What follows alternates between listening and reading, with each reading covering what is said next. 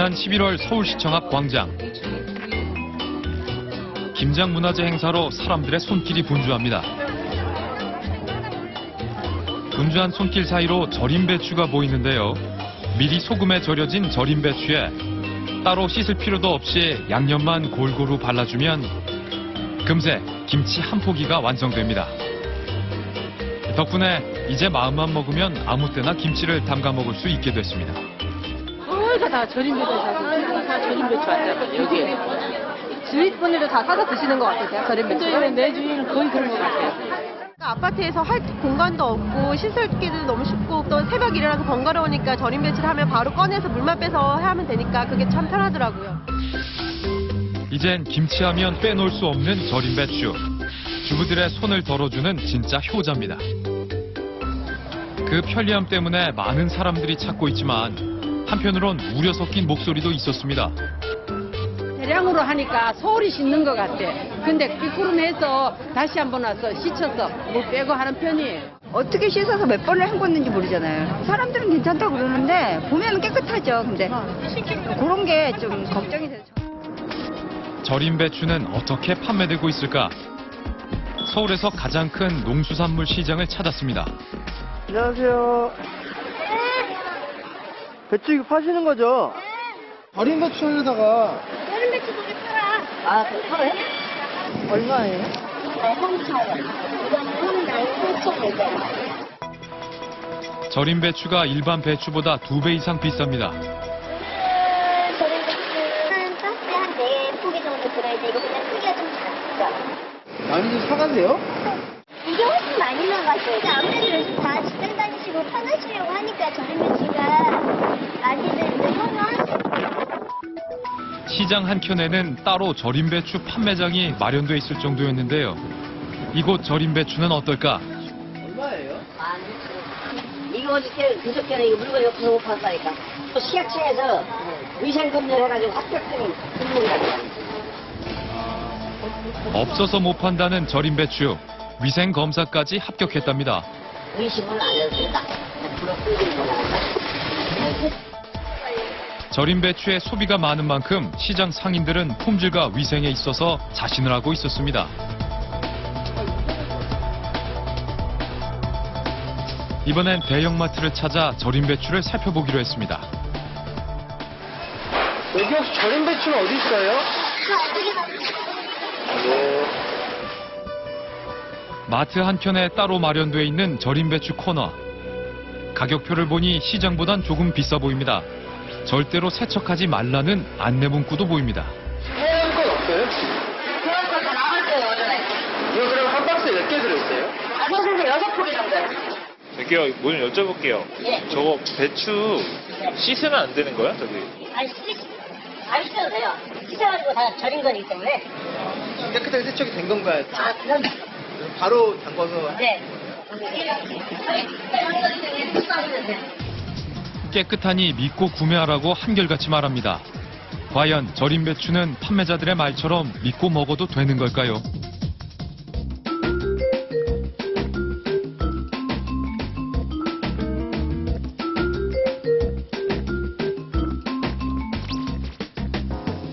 시청자 여러분은 올해 김장은 어떤 배추로 담그셨습니까? 저도 요 며칠 전에 김장을 담갔는데요. 요즘 이 대세에 따라서 간편한 절임 배추로 김장 담갔습니다. 이렇게 절임 배추에 양념만 묻히면 되니까 뭐 사실 김장을 잘 안 해봤던 저도 쉽게 김치를 담글 수 있습니다. 묻히기만 하면 끝이니까요. 정말 간편하긴 합니다. 그래서 오늘의 주제는 바로 이 절임 배추입니다. 그런데 대체 이 절임 배추들은 어디에서 몇 시간을 절이고 그리고 어떤 물로 세척하고 있는 걸까요? 그저 판매자들의 말만 믿고 깨끗하겠지 이러면서 먹어야 하는 걸까요? 어떤 물을 쓰던 어떤 소금을 쓰던 제조 규격은 물론이고요. 위생 기준조차 없다면 어떠시겠습니까? 왜냐? 김치와는 달리 이 절임 배추는 식약처 기준으로 식품으로 분류되지 않기 때문이랍니다. 절임 배추가 식품이 아니다. 이건 또 대체 무슨 말일까요? 먹거리 엑스파일에서 절임 배추의 그 탄생 과정을 추적했습니다. 우리는 배추 산지로 유명한 한 지역을 찾아갔습니다. 이제 막 수확을 마친 배추를 트럭에 싣고 있었는데요.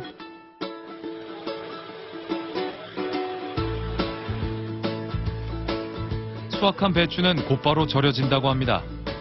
지금 배추 수확하시는 거예요? 이제 이걸 따다 이제 절여갖고 씻으려면 3일 걸리지. 이제 절여갖고 이제 우리가 이제 처음 고객들한테 택배를 보내줬잖아. 각 지역을 많이 가요? 전국을 다 가지 뭐. 제주도까지 하는 걸 뭐. 산지 직접 배송으로 전국 어디든 판매되고 있다는 절임 배추. 생산자가 직접 재배해서 절이고 판매까지 한다니 왠지 믿음이 갑니다. 며칠 동안 절이는 거예요? 이제 절이는 건 이걸 자르는 기계가 있어, 이거 마당에. 거기다 집어넣어갖고 소금물 풀어갖고 썰면 이제 15시간 정도 절이는 게 이제 절여지지. 이렇게 생산된 배추는 과연 어떻게 절여질까? 우리는 트럭을 따라가 보기로 했습니다. 트럭이 도착한 곳은 조그만 가정집.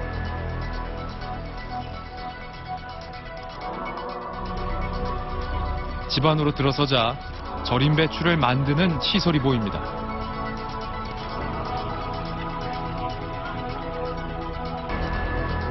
마당 한켠에 마련된 시설에는 절임통으로 보이는 큰 통들과 작은 통 몇 개가 전부. 먼저 절임물을 만들 소금을 챙기는데요. 소금 포대들이 오래된 건지 햇빛에 녹은 건지 삭아서 부스러지고 맙니다.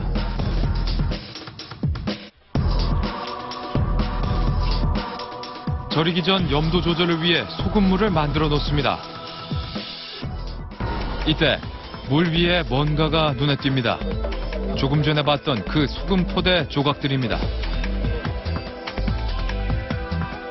얼마 뒤 소금물이 만들어지자 호스를 연결해 옆에 있는 통에 옮겨놨습니다.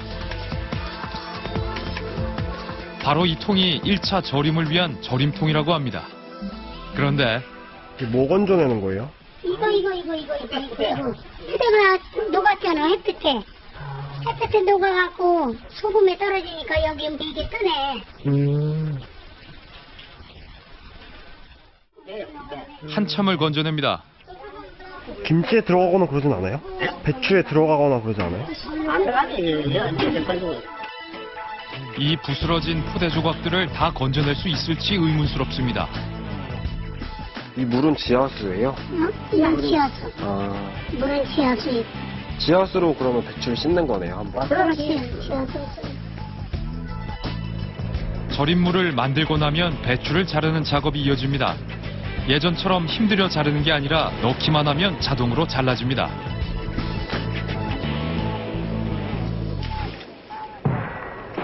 이게 지금 소금물이랑 지하수랑 섞인 거예요? 예, 이러면 이제 이 소금을 이제 다 넣고 여기서 절으면 이제 여기서 건져갖고 칼집을 내갖고 다시 이 소금을 뿌리면서 절가요. 소금물을 채워 간단한 세척과 동시에 1차 절임이 이루어지고 절여진 배추를 꺼내 손질과 함께 2차 절임이 시작됩니다. 옛날 우리 어머니들이 새벽에 일어나 하시던 뒤집기 작업이 바로 이겁니다. 칼집을 낸 배추 위에 소금을 뿌려 마무리하면 됩니다. 이게 지금 소금에 절이는 작업이에요? 예. 며칠 동안 담가놔요, 그러면? 하루만 돼. 한 15시간 죽었네. 이 상태에서 15시간 정도가 지나야 충분히 배추가 절여진다고 합니다. 다 절여진 배추들은 두세 번의 세척 과정을 거치는데요. 이거는 무슨 물이에요? 이건 지하수지. 지하수? 네. 어디서 올라오는 거예요? 이 땅수 여기 새로 판대. 아, 새로 판 데서? 네. 절임도 세척도 모두 지하수로 이루어진다는 얘기. 이렇게 마당 한켠에서 만들어진 절임 배추는 전국 각지로 팔려나갑니다. 다른 곳은 어떨까? 출하와 절임 세척이 정신없이 이루어지고 있었는데요. 안녕하세요. 규모도 훨씬 크고 전문적으로 보입니다. 요즘에 저희 배출 많이 나가요? 우리 서울에 저쪽 대가구 쪽에 아파트 분양할 전체 많아요. 이 배추 자체가 원래 깨끗하니까 벌레라든가 진딧물이라든가 먼지라든가 이런 게 전혀 없으니까 깨끗해요. 그렇다면 작업은 깨끗하게 이루어질까? 지금부터 이 남자를 주목해 주십시오. 바닥을 돌아다니던 장화발로 배추를 밟고 다닙니다. 망설임 없는 자연스러운 발걸음이 익숙해 보입니다. 밟는 것도 절이는 한 과정인가요?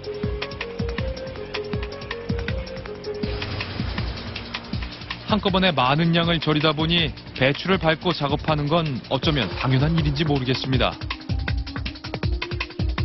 절임을 마친 배추들은 세척을 위해 옮겨집니다. 그런데 절여진 배추와 함께 담긴 소금물이 심상치 않습니다. 작업자는 이렇게 나온 소금물을 버리지 않고 다시 절임통으로 퍼나릅니다. 혹시 이 소금물을 다시 절임에 쓰는 걸까? 이 검은 물의 용도가 궁금합니다. 그때 그 소금물에 다시 맑은 물을 채워 넣기 시작합니다. 이거는 무슨 작업하시는 거예요? 이제 이게 건져내면은 이제 그 절였던 물이 한 반 들어요. 맹물을 채웠어. 안에 채우고 소금을 또 풀고. 아, 거기다가 물을 채우고 소금을 또 풀고. 이제 영도를 맞춰가지고 이제 다시 절이네요. 놀랍게도 이 검게 변한 소금물은 배추를 절이는데 다시 사용된다는 겁니다. 절임통 안에는 언제 떨어진지 알 수 없는 배춧잎들과 소금 포대가 통째로 들어가 있었습니다. 정말 이런 소금물에 절여도 괜찮은 걸까요? 좀 물이 좀 까만데 괜찮은 거예요? 이게 소금을 풀으면 이렇게 되죠. 우리가 이제 8일날 갔었나? 3일날. 한 10일 됐네요. 그렇다면 세척 작업은 위생적으로 이루어질까? 우리는 작업을 지켜봤습니다. 몇 번 헹구고 꺼내는 작업자. 그런데 그 세척물 역시 깨끗해 보이진 않습니다. 이렇게 만들어진 절임 배추, 과연 안심하고 먹어도 될지 의문입니다. 혹시 이것만의 문제는 아닐까? 절임 배추의 최대 생산지를 찾아 한 업체를 방문했습니다. 작업이 동시에 이루어지다 보니 배추와 찌꺼기들이 한데 섞여 있습니다. 하지만 이전에 봐온 곳과는 달리 시설이 잘 갖춰져 보이는데요. 그런데 작업장 한쪽 구석에 쪼그려 앉아있는 한 작업자가 우리의 시선을 끕니다. 무엇을 하고 있었던 걸까? 지나가는 작업자의 손을 자세히 살피자 바로 담배. 또 다른 남성은 작업장이 흡연실인 것 마냥 자연스레 담배를 피우며 돌아다닙니다. 도무지 이해할 수 없는 위생관념. 그렇다면 이곳의 절임물 상태는 어떨까? 언제 갈았는지 모를 절임물은 이전보다 더욱 진한 색을 띠고 있었는데요. 이 물에도 배추들이 절여집니다. 이렇게 절여진 절임 배추는 대체 어떤 맛일까요? 절임물 관리를 어떻게 하고 있는지 업체 대표에게 직접 물어봤습니다. 절임 물 같은 거 있잖아요. 그런 거는 매일매일 하시는 거예요? 아니, 그러니까 우리가 눈으로 봤을 적에 네. 색깔이 너무 하거나 냄새가 풍부가 나거나 그냥 그러네. 이런 정도가 깨끗한 정도예요? 그러지. 어떤 기준도 없이 단순히 색깔과 냄새에 의지해 절임물을 교체한다는데요. 정말 괜찮은 걸까요? 우리는 공장형으로 된 다른 업체를 찾아갔습니다. 이곳의 위생 상태는 어떨까?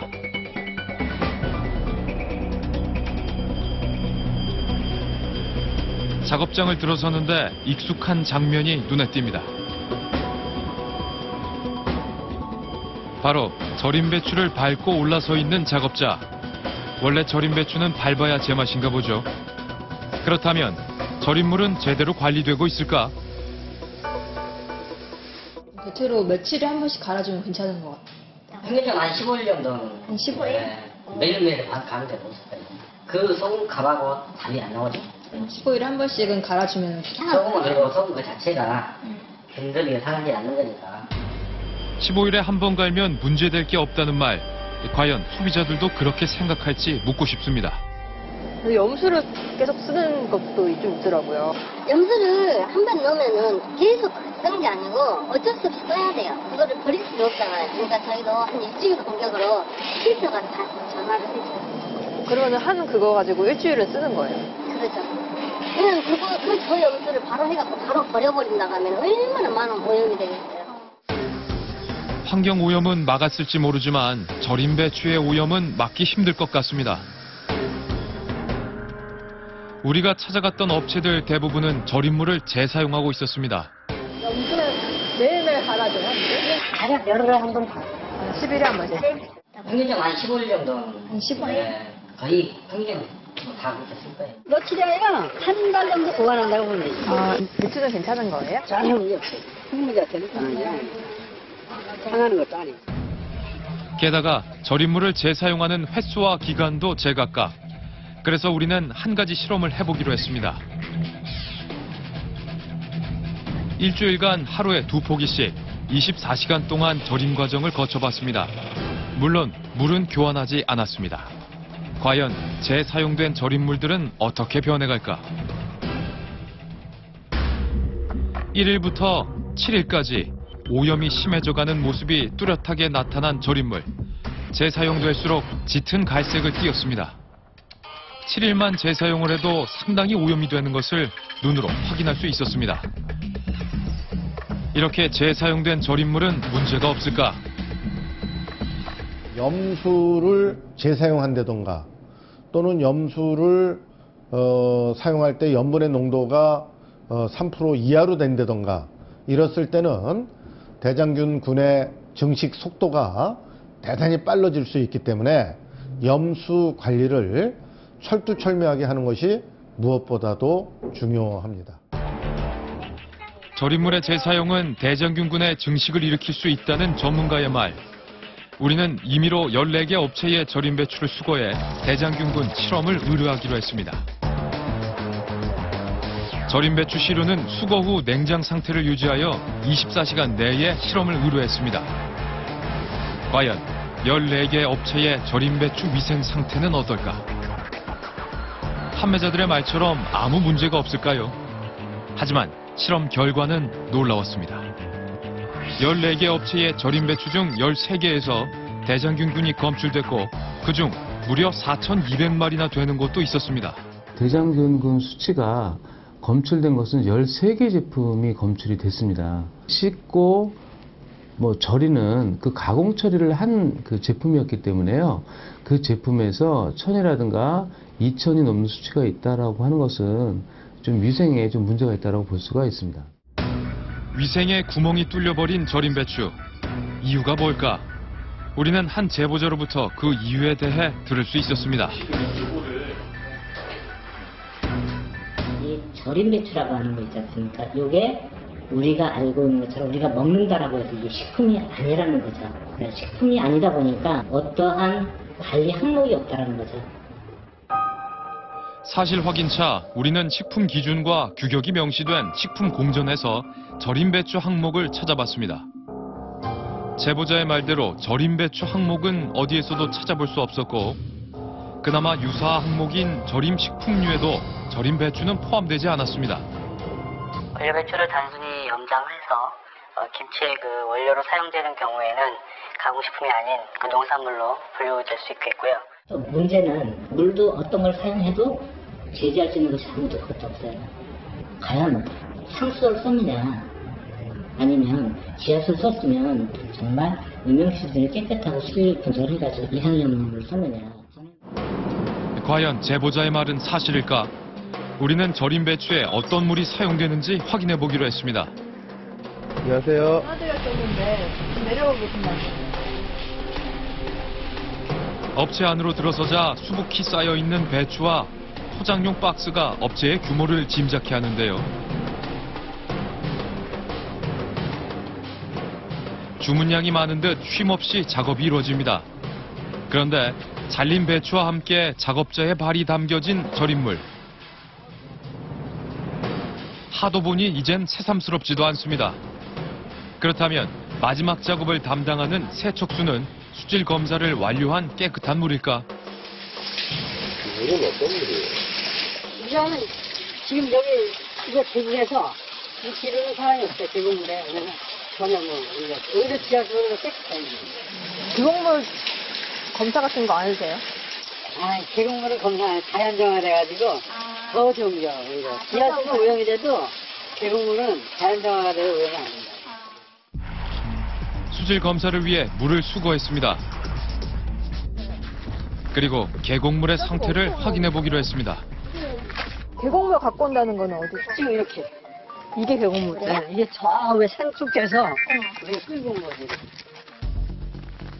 과연 계곡물은 깨끗한 걸까?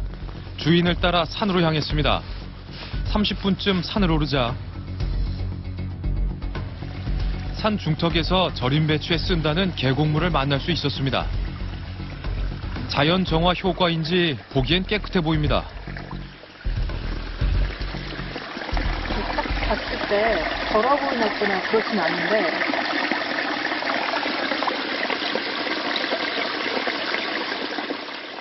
바로 먹어도 되겠네요.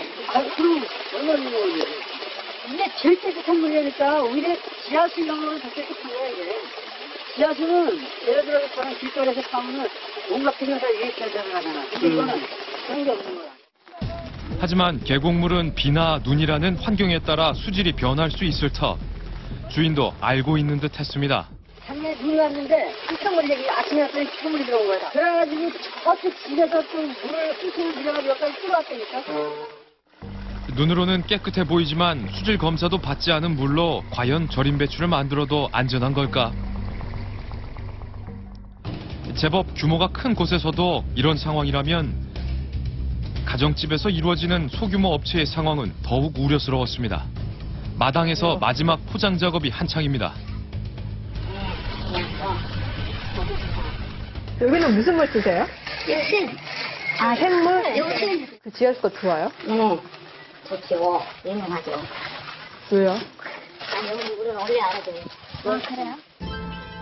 그렇다면 이곳에서 사용하는 물은 어떤 물일까? 물통과 연결된 호스를 따라가 봤습니다. 집에서 나와 마을로 연결된 호스는 마을 가운데에 있는 우물로 이어졌습니다. 하지만 예전부터 물 좋기로 소문난 물이라는 할머니의 말과 달리 우물의 상태는 좋아 보이지 않습니다. 흐르지 않는 물 위엔 부유물들이 가득했습니다.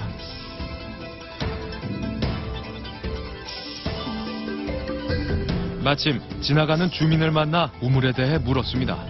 이게 뭐예요? 이거 식수요.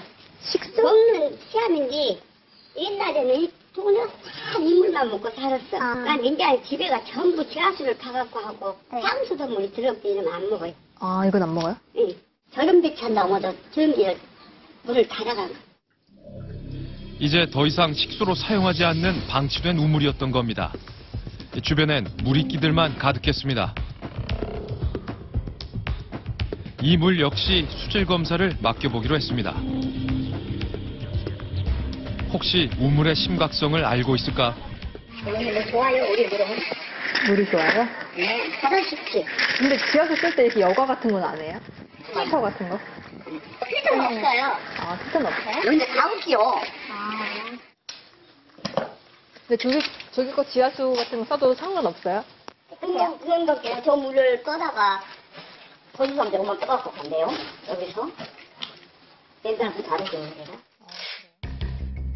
이번엔 지역의 특성을 살려 바닷물을 사용해 절임 배추를 생산한다는 업체를 찾아갔습니다. 자동화 설비는 물론 식품 안전관리 인증을 받았다는 대형 업체였습니다.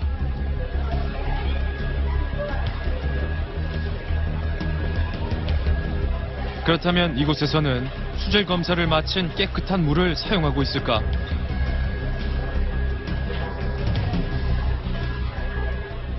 이거는 절인 소금 물인 거예요? 소금물.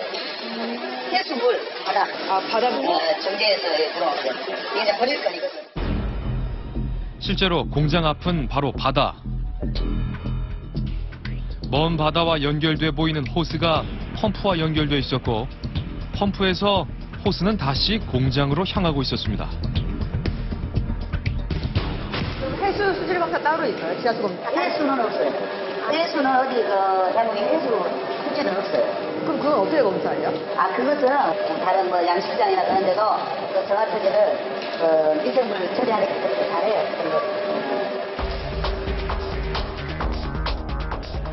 바닷물을 사용한다는 이곳 역시 수질 검사는 이루어지지 않고 있었습니다. 우리는 총 8곳의 절임 배추 업체에서 사용하는 물을 수거해 수질 검사를 의뢰했습니다.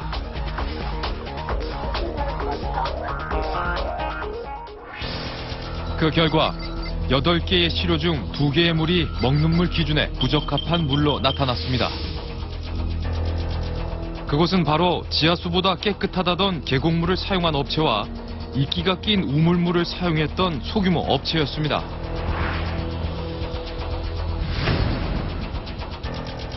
물이 오염된 걸 가지고 식품을 제조하게 되면 비가열 식품들은 그 균들이 또는 적합하지 않은 물질들이 거의 그대로 나오게 되어 있습니다. 절임 배추 원래는 이제 식품 가공용으로 사용할 때는 지하수가 됐던 상수가 됐던 먹는 물 기준법에 적합한 것을 사용하는 것이 바람직하겠습니다. 이 같은 사실을 해당 지자체에서는 알고 있을까? 절임 배추에 쓰이는 지하수는 군청에서 좀 관리가 되고 있는 거예요? 그 지하수 허가할 때 당연히 수질 검사하고 허가 내주는 건 맞고요. 그럼 허가 이후에는 검사가 전혀 없나요? 그것이 주기적으로 하고 있는지는 정확하게 잘 모르겠네요.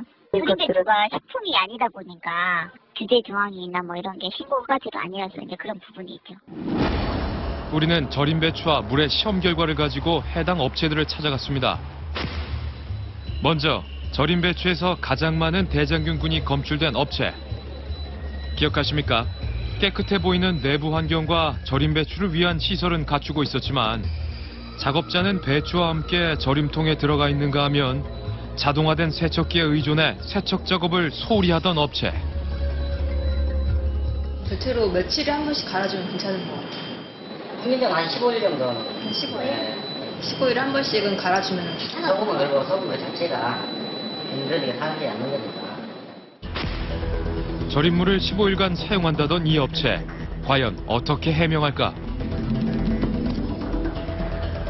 7월에 먹거리 엑스파일 TV에서 나왔어요. 대장균군 검사를 해봤어요.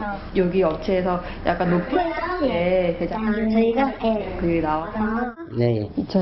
검사 결과에 당황한 듯한 대표의 반응. 쭉 선정을 해서 다른 업체랑 틀리게 저희는 염수가 자동으로 해소되게끔 해서 누가 들어가서 퍼내거나 다른 기계를 들거나 그런 게 아니고. 문제는 너무 오래 쓰시잖아요. 제가 봤을 때는 약간 위생상의 관리 부분에서 약간 문제가 생겼던 것 같아요. 저희가 신경 쓴다고 막 하고 있거든요. 근데 막 지저분하게 하는 거 아니고. 근데 기존에 대장균이 많이 나타나면 뭐가 문제가 있을까요? 환경을 좀 보고 더 말씀 나눌까요? 네.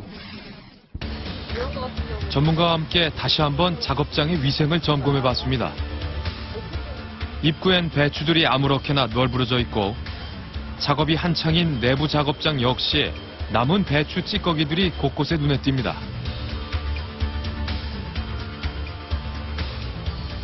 환경보다 우려스러운 것은 바로 절임물.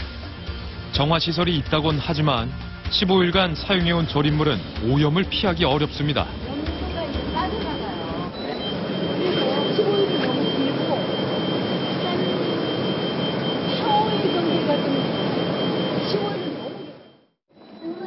전문가의 지적사항에 대해 업체 대표는 개선을 약속했습니다. 이렇게 저희도 이렇게 올라내서 위생 상태라든지 현장에 저희가 자주 안 나가니까 염수 그거 관리하는 거 이거를 한번 얘기하고요. 계곡물은 검사 자연정화돼가지고 더 좋은겨 이거. 지하수는 오염이라도 계곡물은 자연정화돼서 오염이 안 된다. 이게 제일 깨끗한 물이니까 오히려 지하수 이런 거는 더 깨끗한 거야 이게. 지하수보다 더 깨끗한 계곡물을 사용한다던 이곳.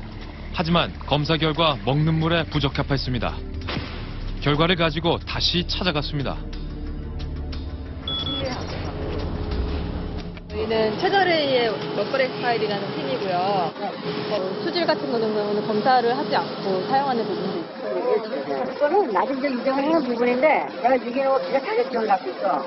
그래서 근데 유기농 기사 자격증에 보면은 자연이 우리가 생태계에서 썩은 물은 어떤 물을 뭐 다 해가 안 돼요. 그런 차원에서 나는 유기농물이 뭐 합당하다고 보는데 안반수를 쓰다가 이제 물이 딸리니까 또 팠어요. 또 팠는데 아직 안 됐어. 그래가지고 이제 유기농물을 쓰는 건데 내년에는 안반수를 쓸 거예요. 그 약속, 내년에는 반드시 지켜주실 거라 믿어보겠습니다. 그렇다면 절임 배추의 위생 관리와 제조 규격의 해결 방법은 없을까? 우리는 식약처를 찾아 해답을 들어보기로 했습니다.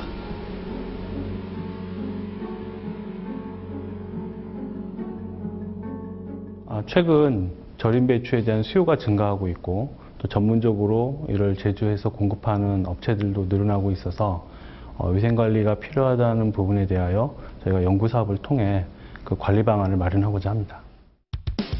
그런데 절임 배추의 대장균군 실험 결과 제작진을 비롯해 전문가들도 놀란 절임 배추가 있었습니다. 보기엔 별다른 차이가 없어 보였지만 바로 대장균군이 유일하게 검출되지 않은 절임 배추였습니다. 우리는 그 이유가 궁금했습니다. 먼저 제작진임을 밝히지 않은 채 작업 현장을 둘러보기로 했습니다. 물은 어떤 거 쓰시는 거예요? 물은 저희는 100% 전 작업 공장에서 다 상수도 사용합니다. 수질 검사 부분에 대해서는 이게 다 이루어지지만 상수도 같은 경우는 지하수 같은 경우는 본인이 직접 하기 전에는 알 수가 없거든요. 지하수가 아닌 상수도를 사용하고 있었습니다. 수질 검사는 물론 물을 보관하는 물탱크 청소도 수시로 이루어지고 있었습니다. 그렇다면 작업 환경은 어떨까? 그동안 어느 절임 배추 업체에서도 볼 수 없었던 위생복을 건네받았습니다. 뿐만 아니라 공기 세척을 통해 외부의 먼지나 세균이 작업장과 분리되고 있는 모습이었습니다. 소독된 위생 장갑과 위생화를 신는 것은 물론 손 세척 과정을 거친다고 합니다. 그 뿌리는 건 뭐예요? 저희가 손 아무리 깨끗이 씻어도 또 손에 남아있는 작은 휴고자른 등들도 남아있을 수 있기 때문에 현장에 들어가기 전에 한 번 더 손 소독을 하고 있어요. 긴 위생 점검을 마치고 작업장을 볼 수 있었습니다. 불순물 제거를 위한 고압의 세척수로 한 장 한 장 세척이 이루어지고 있었습니다. 손님들이 받았을 때 뗀 걸로 갔잖아요. 그러면 최대한 이물이라든가 균이 많지 않게끔 이런 과정을 다 거쳐서 내보내고 있어요. 세척물은 물론 절임물 교체도 이루어지고 있었습니다. 지금 이거는 무슨 작업하시는 거예요? 지금 배추를 다 세척을 했고 배추를 열어서 물을 버리고 있고 카메라 사용하고 배추를 있더라고요. 여름에는 아무래도 상하는 정도가 있기 때문에 배추가 더 많아지겠죠. 그동안 볼 수 없었던 모습입니다. 세척을 마치고 완성된 절임 배추. 깨끗한 과정을 직접 보고 나서인지 더 신선하고 맛있어 보입니다. 며칠 후 해당 업체를 다시 찾았습니다. 이번엔 제작진임을 밝히고 촬영 동의를 구했습니다. 저희는 채널A의 먹거리 스타일 팀에서 나왔고요. 네. 여러 군데 업체를 좀 돌아다녀 봤는데 이 업체가 좀 위생적으로 이렇게 절임 배추를 가공하고 계시더라고요. 촬영 좀 가능할까요? 그러면 지금 현재 하고 있는 것만 촬영을 해보시도록 하시죠. 엄격한 기준을 적용해 생산된 배추만을 골라 작업이 이루어진다는데요. 다른 업체와 달리 배추의 밑둥을 먼저 제거한 채 작업이 시작됩니다. 겉잎이 제거되며 작아진 배추.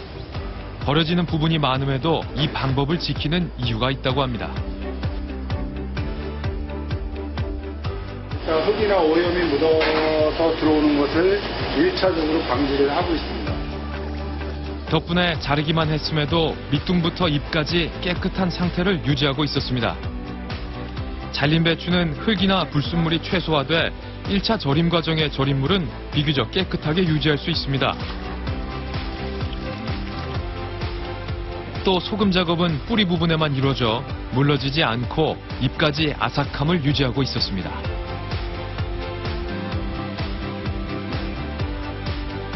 이제 15시간 정도 절임 과정을 거치면 작업 완료입니다.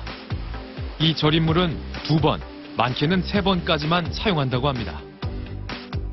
몇몇 업체에서 보던 통에 들어가고 밟아서 만드는 절임 배추는 이곳엔 없습니다.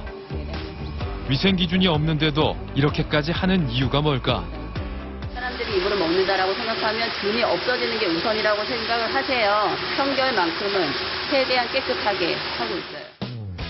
쉼없이 쏟아져 나오는 세척수에 3번을 지나면 드디어 짭짤하면서도 아삭한 절임 배추가 탄생됩니다.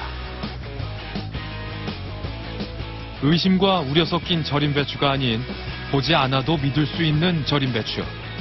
내년에는 더 많이 볼 수 있기를 기대해 보겠습니다. 그래도 다행입니다. 마지막 한 업체만큼은 위생 기준이 없는 절임 배추임에도 불구하고 식품 이상의 위생 기준을 지키고 있었습니다. 바로 우리가 먹는다는 아주 단순하지만 매우 중요한 이유 때문이었습니다. 제 앞에 있는 이것들이 바로 김치에 쓰이는 대표적인 재료들입니다. 이 재료들에서 놀라운 점은 똑같은 재료라도 가공 방법에 따라 기준과 규격이 각각 다르다는 사실입니다. 하나하나씩 보실까요? 건고추는 농산물이지만 이걸 갈게 되면 바로 식품, 고춧가루가 됩니다. 그리고 마늘 자체도 역시 농산물이지만 이걸 다지기만 하면 식품이 됩니다. 그렇다면 배추를 절이면 역시 식품이 될까요? 배추를 잘라 세척과 소금으로 절임 작업을 거쳤지만 고춧가루나 마늘과 달리 절임 배추는 식품이 아니라 농산물입니다. 대체 무슨 차이가 있는 걸까요? 우리의 이 같은 질문에 대해 식약처에서는 농산물의 원형을 알아볼 수 있다면 가공식품으로 볼 수 없다라는 답변을 보내왔습니다. 원형을 알 수 있다면 가공식품이 아니다. 글쎄요. 다행인 것은 식약처에서 내년부터 기준 마련을 위해 이 절임 배추의 위해성 여부를 조사한다고 합니다. 요즘엔 김장 시즌 구분 없이 손쉽게 절임 배추를 이용해서 김치를 담글 수 있는 만큼 하루빨리 절임 배추의 위생 기준이 마련돼야 할 것입니다. 기억하십시오. 한국인에게는 김치가 필수이고 이 절임 배추에는 위생이 필수입니다.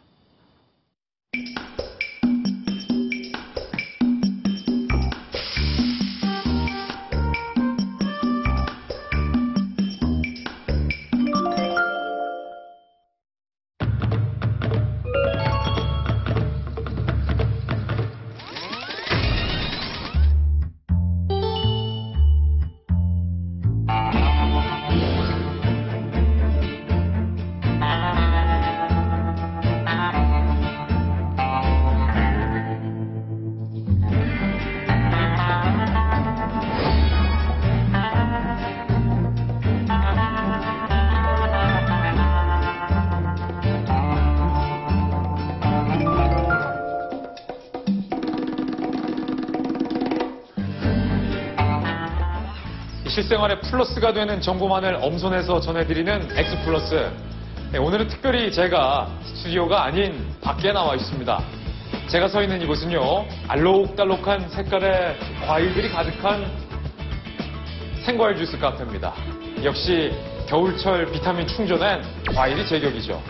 그래서 저도 생과일 주스 한 잔 마시겠습니다.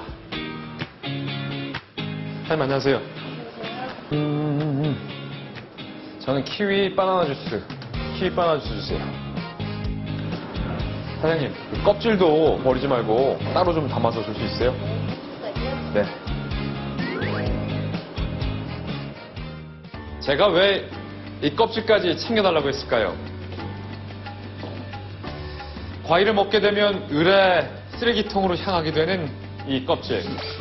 이곳 챙과일 주스 카페에서 하루 동안 벌어지는 과일 껍질의 양만 무려 이만큼이 된다고 합니다. 우리가 무심코 버렸던 껍질. 그런데 알고 보면 알맹이보다 영양 성분이 더 가득한 보물 덩어리라는 사실. 여러분은 아셨습니까? 우리가 미처 알지 못했던 껍질의 재발견. 엑스플러스. 오늘은 알맹이보다 값진 껍질 활용법입니다. 알맹이보다 값진 껍질은 멀지 않은 곳에 있다고 하는데요. 안녕하세요. 아니, 마트는 어떤 일로 부르셨어요? 이거 받으세요. 이건 뭐예요? 저희 미션 카드입니다. 미션 카드. 좋아하는 과일 5개를 고르세요. 제가 좋아하는 거 고르면 돼요, 과일? 좋아하시는 거, 네. 평소에 자주 드시는 거 고르시면 돼요. 과일 껍질 갖고 뭐 만드시려고 그러시는구나. 아, 그러면은 껍질 못 먹는 걸로 골라야지. 아, 왜 그러세요? 5개 고를게요, 제가. 제가 키위 참 좋아하는데. 여러분은 요즘 어떤 과일을 즐겨 드시나요? 먹거리 엑스파일 MC답게 꼼꼼히 살피며 과일을 골라봤는데요. 과연 어떤 껍질에 영양 성분이 가득할지 전문가를 찾아가 봤습니다.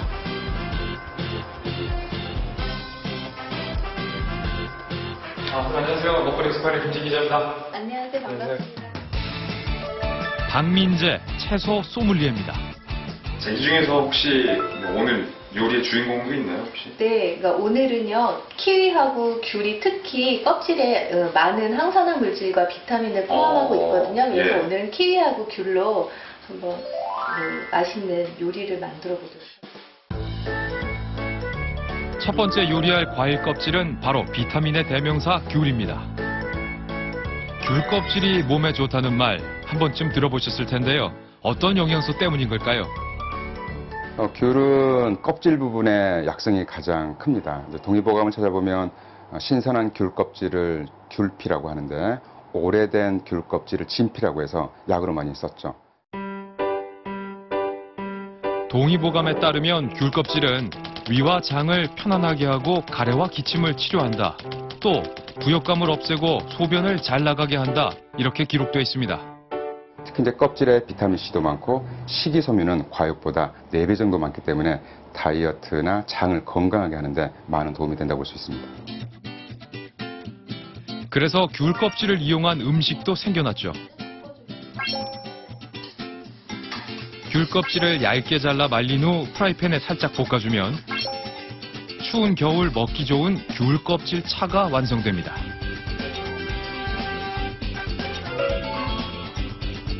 그 맛은 어떨지 제가 한번 마셔봤습니다.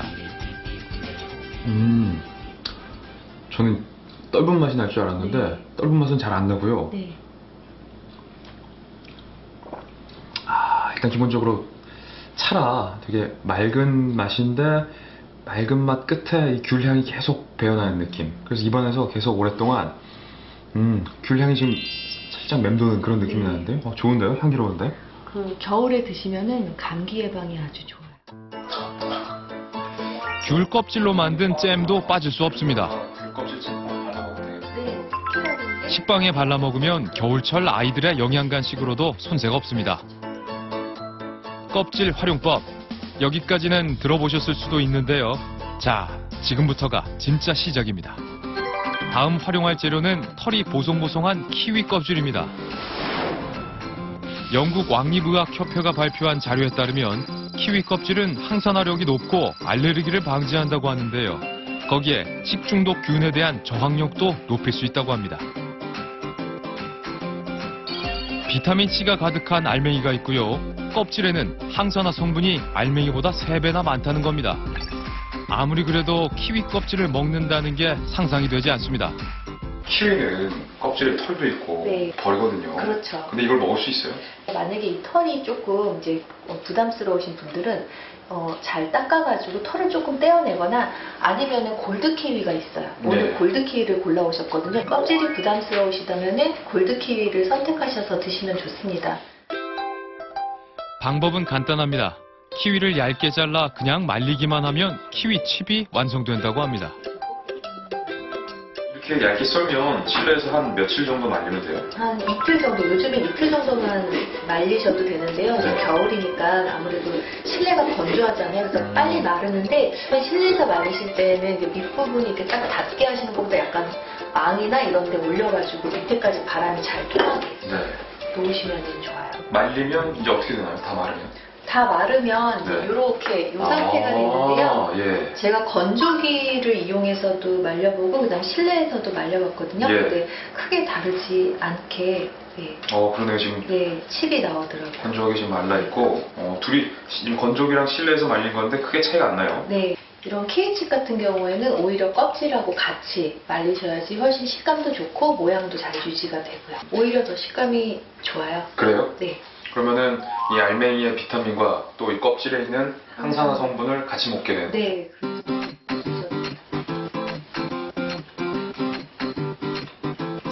말린 과일들이 더 달잖아요, 선생님. 네, 그렇죠. 키위 당도도 느껴지고 끝부분에 껍질이 남아있으니까 말렸을 때 감자칩처럼 더 바삭한 식감이랄까? 네. 그래서 오히려 먹기엔 더 좋은 것 같아요. 네. 알맹이보다 값진 껍질의 재발견. 다음 재료는 중화요리 전문점과 밀접한 연관이 있다고 하는데요. 아이고, 형님, 점심 때부터 불러냈어요, 사람을. 뭐예요, 이건? 중화요리 전문점에서 많이 나오는 껍질을 찾으세요? 껍질? 중국집에서 뭐 껍질 나올 게 있나? 뭐 저 튀김 껍질 이런 거 아니에요? 하지 마세요. 이 팀 말을 안 해줘, 뭔 취재하는지. 어디로 가면 돼요? 중화요리 전문점에서 많이 나오는 껍질이라 쉽게 보이지가 않습니다. 손님들은 과연 알고 있을까요?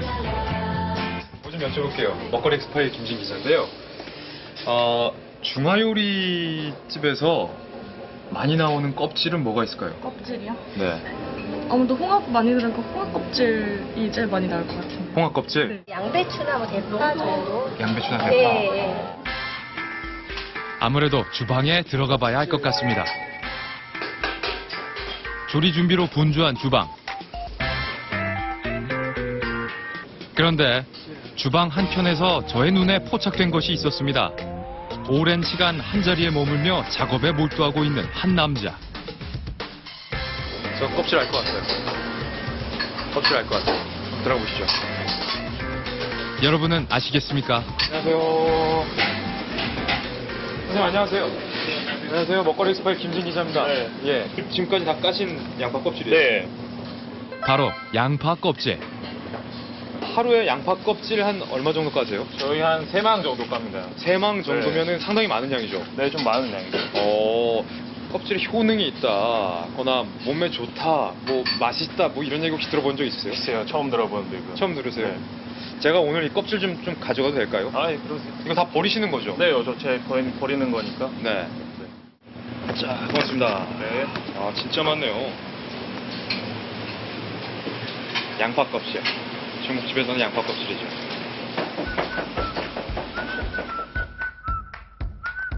양파 껍질에는 과연 어떤 효능이 있을까요?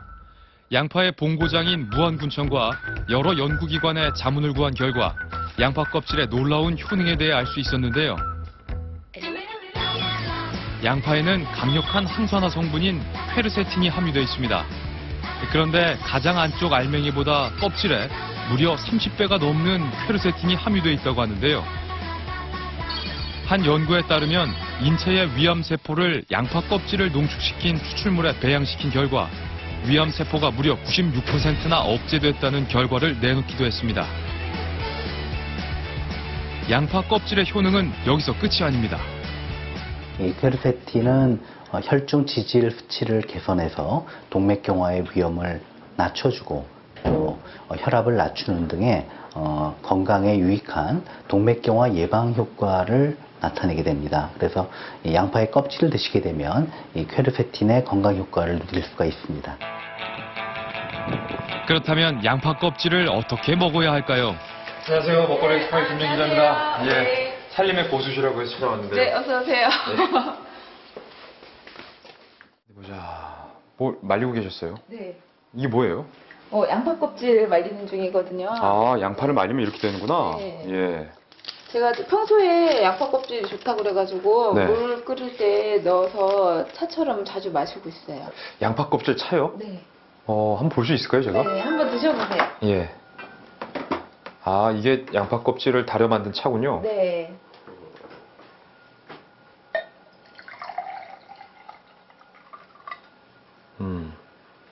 색깔은 뭐 보리차나 결명자차 같은 색인데, 네.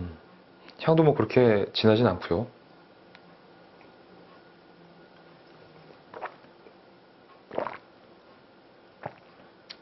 근데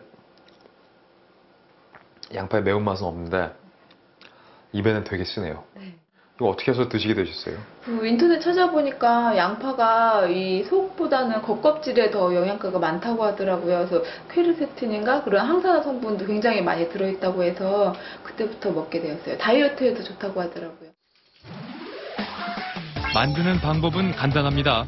먼저 양파 껍질을 흐르는 물에 깨끗이 씻어줍니다. 껍질이 바짝 마를 때까지 건조시킨 후 물과 함께 넣고 끓여주면 되는데요. 강불에서 약 3분 정도 끓인 후 약불로 줄여 약 10분간 우려내면 양파 껍질차가 완성됩니다. 여러분도 이렇게 식후 한 잔씩 드셔보시기 바랍니다. 살림의 고수 최정희 씨가 또 보여줄 것이 있다고 하는데요. 이건 뭔가요? 네, 한번 열어보세요. 반찬통 같은데? 이건 그냥 달걀 껍질 아니에요? 예, 계란 껍질이에요. 예, 이걸 어떻게 네. 먹나요? 이게 달걀 껍질이요. 그 천연 칼슘이라고 해서 여자들 골다공증이랑 이런 데 되게 좋다고 해서 예. 이렇게 말려서 모아놓고 있어요. 이게 바로 최정희 씨가 달걀 껍질로 만든 초란입니다. 근데 달걀 껍질이라든지 뭐 그런 게 없네요. 네. 이물질이. 네, 그 달걀 껍질이 식초에 넣어두면 한 보름 정도 지나면 녹아서 없어지거든요. 예. 달걀 껍질에 좋은 성분만 담았다는 초란. 맛은 과연 어떨까요? 냄새는 좀 시큼한 냄새가 나고요.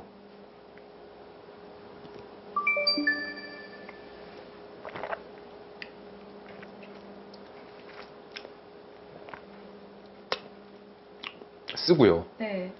또 이 식초의 시큼한 맛도 나고 이렇게 맛있지는 않은데 네. 못 먹을 정도는 아니고 네. 약간 약 같은 느낌이 나네요. 좀 쌉쌀하면서 시큼한 이 달걀 껍질 이 식초에 녹여 만든 초란을 드시고 나서 좀 몸이 많이 좋아지신 걸 느끼세요? 골다공증에 워낙 좋다고 하니까 칼슘제를 안 먹어도 될 정도라고 하더라고요. 그래서 네. 꼬박꼬박 챙겨 먹고 있어요. 그래도 확실히 약이라 그런지 입에는 좀 쓰네요. 네. 잘 마셨습니다. 네. 달걀 껍질의 어떤 성분 때문에 뼈 건강에 도움이 된다는 것일까요? 보통 이제 달걀은 껍질을 깨고 알맹이만 먹어왔죠. 하지만 이제 최근에 달걀 껍질은 거의 90% 이상이 탄산칼슘으로 이루어졌다는 게 밝혀졌고요. 이 탄산칼슘은 일반적인 칼슘 영양제보다 굉장히 흡수율이 좋다고 되어 있습니다. 일반적으로 칼슘을 공급하기 위해서 식품으로 사골을 많이 먹는데요. 사골은 인성분이 많기 때문에 결과적으로 칼슘 흡수를 방해할 수 있습니다. 하지만 달걀 껍질에는 인성분은 거의 없고 칼슘 위주 성분만 있기 때문에 흡수율도 굉장히 좋다고 볼 수 있습니다. 달걀 껍질을 식초에 녹인 초란은 우유와 칼슘 영양제보다도 3배 이상의 높은 흡수율을 자랑한다고 합니다. 이거 어떻게 만들죠, 초란을? 네, 간단해요. 요 껍질 말리신 거를 안에다가 넣어주세요. 예. 네, 넣어주세요. 껍질 다 넣으시면 현미식초를 예. 넣어주시면 되거든요.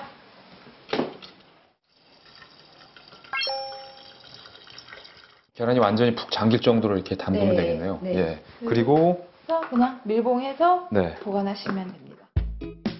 만든 첫날의 모습입니다. 달걀 껍질이 식초의 산 성분과 반응해 끊임없이 기포가 발생했습니다.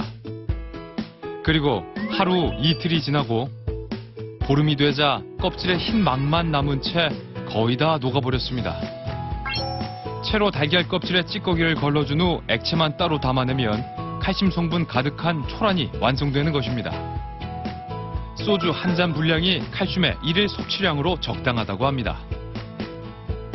만약 초란 특유의 식초향이 부담스럽다면 풍초와 초란을 섞어서 먹는 방법과 또 유산균 음료에 섞어 먹는 방법이 있는데요. 이렇게 먹으면 훨씬 더 부드럽고 맛있는 초란을 맛볼 수 있습니다. 자, 다음으로 알아볼 껍질은 바다에 가면 만날 수 있다고 하는데요. 시민들은 평소 이 껍질에 대해 어떻게 생각하고 있을까요? 당연히 귀찮죠. 먹기도 조금 불편하기도 하고 그래서 좀 자주 못해 먹어요. 껍질은 사실 먹을 때는 좋은데 껍질이 나오는데 이게 좀 지저분하고 쓰레기 봉투여도 이게 막 쓰레기 봉투가 찢어져가지고 버리는 게 조금 안 좋아요. 주부들을 근심 가득하게 만드는 골치 아픈 껍질, 바로 꽃게 껍질입니다. 비싼 돈 주고 먹는 꽃게 음식. 물론 흰살만 쏙쏙 발라먹는 재미도 좋고 맛도 좋지만 어째 먹는 살의 양보다 버려지는 껍질의 양이 더 많은 것 같은데요. 한 꽃게 요리 전문점에서 하루 동안 버려진 꽃게 껍질 쓰레기만 무려 이 정도입니다. 제가 한번 직접 꽃게를 삶아봤습니다.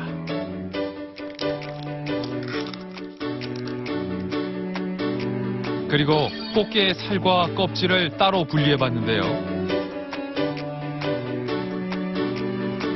살과 껍질, 각각의 무게를 재본 결과 꽃게 살의 무게는 약 800g.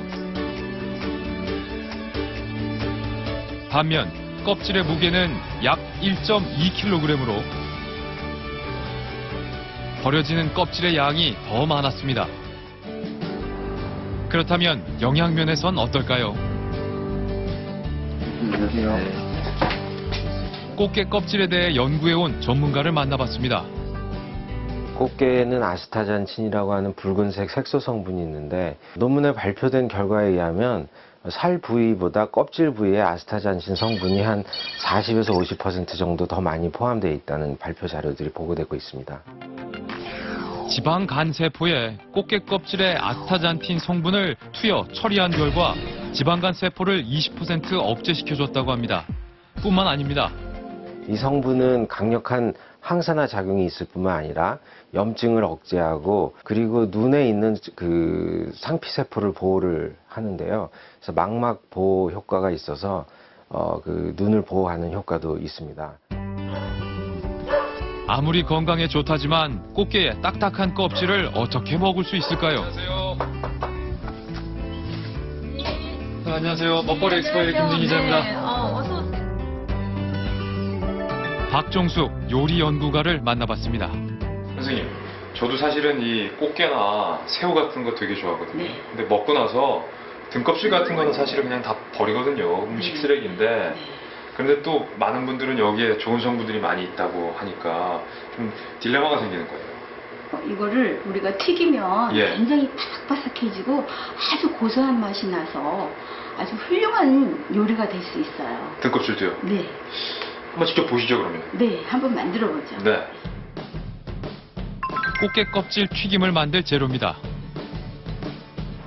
꽃게 껍질과 찹쌀가루, 그리고 소스에 사용될 양념들입니다. 제가 지금 그 껍질만 이건 좀 싸서 살을 먹은 거예요. 예. 껍질만 지금 제가 준비를 했고요. 그렇죠. 사실은 꽃게 발라 먹으면 네. 다 먹고 이런 껍질만 남거든요. 네, 그래서 꽃게 껍질은 먹기 좋은 크기로 잘라서 준비합니다. 선생님 지금 이게 다 먹기 좋게 식재료라고 잘라 놓으시긴 하셨는데 사실은 이게 그냥 음식 쓰레기로도 못 버리는 일반 쓰레기인 거 아니죠? 네, 보시기엔 아시죠? 그러시죠. 네, 그래요. 그런데 이게 바뀌어요? 이 음식으로? 네, 그런데 이게 얼마나 훌륭한 음식으로 바뀌는지 조금 후에 이제 제가 궁금증을 풀어드릴게요. 예, 일단은. 네. 맛의 차이를 위해 살이 있는 꽃게도 함께 준비해봤습니다. 원래 이제 이 꽃게는 약간의 간이 돼 있어요. 네. 그래서 그냥 찹쌀가루만 그냥 듬뿍 묻혀서 이제 튀겨보도록 할게요. 아, 별도 간하지 않고? 네, 예. 간할 필요가 없어요. 꽃게 껍질에 찹쌀가루를 충분히 넣어 골고루 버무려줍니다. 그 튀기면서 수분이 나오면은 좀 위험해요. 네. 그래서 가루를 듬뿍 이렇게 묻혀주시면 네. 그 수분이 다 흡수가 돼요. 찹쌀가루에 잘 버무린 후 끓는 기름에 넣고 4분간 튀겨줍니다. 제가 아무래도 좀 바삭하게 튀겨져야 돼서 예. 2번을 튀길 거예요. 바삭한 식감을 위해 건져낸 꽃게를 다시 한번 튀겨주는 것이 포인트. 요거에 비례해서 이제 양념을 만들 차례입니다. 썰어놓은 채소에 간장, 정종, 그리고 조청을 한 큰술씩 넣어줍니다. 마지막으로 생강즙을 살짝만 넣어준 후 잘 섞어주면 되는데요. 이렇게 바글바글 끓었을 때 이 꽃게 껍질이거든요. 꽃게 껍질을 넣고 양념이 스며들 때까지 조금 더 버무려주면 꽃게 껍질 튀김이 완성됩니다. 처음 접하는 꽃게 껍질 튀김, 그 맛이 정말 궁금합니다. 자, 완성이 됐는데 일단은 먼저 한번 드셔보세요. 예, 살 있는 예, 살 있는 쪽으로 한번. 꽃게를 튀기는 걸 먼저 먹겠습니다. 굉장히 달콤하고 고소한 냄새 나고요.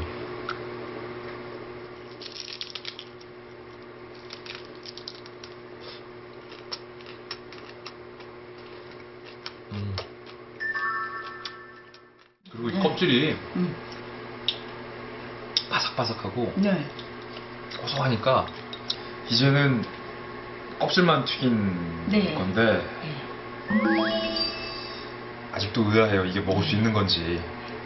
드셔보세요. 저도 한번 먹어볼게요. 먼저 드세요. 먹겠습니다. 네.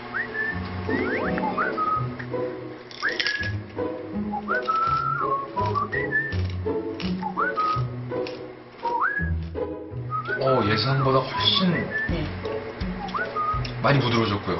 예, 그렇죠. 못 먹을 정도로 딱딱할 거라고 생각했는데 이물감이 전혀 없고요. 네. 멸치 볶은 거처럼 바삭바삭하고 그쵸? 고소한데 아까 살 있는 꽃게 먹었을 때는 물론 이제 살에서 오는 그 촉촉함하고 담백함이 있는데 껍질을 튀겼을 때 먹었을 때는 아까 살이 있는 거에서 느끼지 못하는 껍질의 약간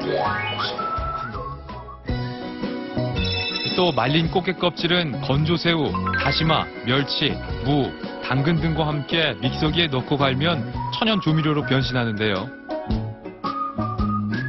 더 이상 자극적인 화학 조미료가 싫으신 분들, 평소 이렇게 갈아놓고 라면을 끓일 때 스프 대신 넣어 드시면 조금 더 건강한 라면을 맛볼 수 있으니 꽃게 껍질 앞으로는 절대 버리지 마시기 바랍니다. 영양 성분 가득한 껍질 활용법. 실생활에서 어렵지 않게 조리할 수 있는 것들이니 가정에서도 한번 따라해 보시면 좋을 것 같습니다. 앞서 만나본 것처럼 껍질까지 챙겨 먹어야 할 음식이 있는가 하면 절대 먹으면 안 되는 껍질도 있는데요. 먼저 가정에서 혹은 포장마차에서 은행구이 많이 드시죠? 그런데 은행의 겉껍질에는 알레르기를 유발시킬 수 있는 빌로볼이란 독성 물질이 함유되어 있기 때문에 꼭 겉껍질을 벗겨내고 조리하셔야 합니다. 그리고 알맹이도 이처럼 갈색의 얇은 막으로 쌓여 있는데요. 이 내피엔 독소인 징코톡신 성분이 함유되어 있어서 많이 먹을 경우 신경계통에 손상을 입힐 수 있다고 합니다. 그렇기 때문에 얇은 막까지 제거한 후 푸르스름한 알맹이만 섭취하시길 바랍니다. 또 요즘 같은 추운 날이면 빠질 수 없는 간식이 있죠. 바로 군고구마입니다. 이 고구마의 껍질은 식이섬유가 풍부하기 때문에 껍질까지 먹으면 좋은 음식으로 많이 알려져 있습니다. 그런데 군고구마의 경우 이 껍질의 탄 부분에는 암을 유발시키는 벤조피렌이 발생될 수 있기 때문에 군고구마의 껍질의 탄 부분은 반드시 다 제거하시고 알맹이만 드시는 것이 좋습니다. 그동안 처치곤란 껍질들 때문에 골치 아프셨다고요? 껍질째 먹을 수 있는 음식들 이번 기회에 잘 기억하셔서 맛과 영양까지 모두 챙기시길 바라겠습니다. 껍질은 쓰레기가 아닙니다.